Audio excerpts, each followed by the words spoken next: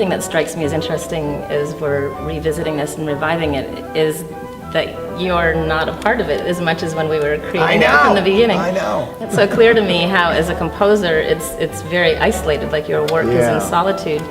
And for me, as a choreographer, it starts out in solitude as I create the work, but then I step into the studio with a room full of dancers, and part of what makes the artwork come to life is working with talented artists, and you see them contributing to the work, and your eye as a choreographer sees something starting to happen that you hadn't even originally planned.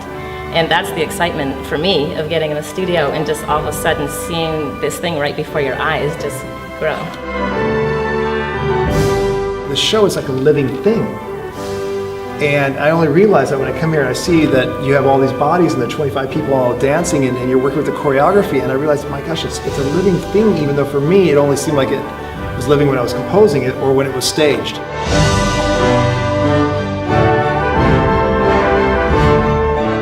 I think the show projects hope.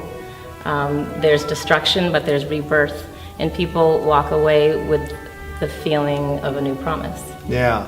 It plays like a silent musical dance epic, you know, and it's sort of really broaching new ground, I think, theatrically, and that's why we're excited to get this show out and hopefully get audiences to see it, because they responded so positively to it. Looking into the future, if it does go into a tour, you realize that the heart of the show really crosses all boundaries. All age demographics, too. That was what was so rewarding when we saw it a year and a half ago, is to see roughly children to grandparents, everybody in between being so moved. And it doesn't play down to children, it plays across the board, I think, equally to everybody, regardless of their age.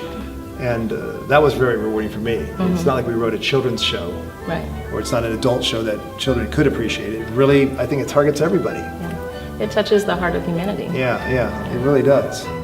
Even though this is an ancient story, it pertains to today's world. And I think that's why people still connect to it. Yeah, I know.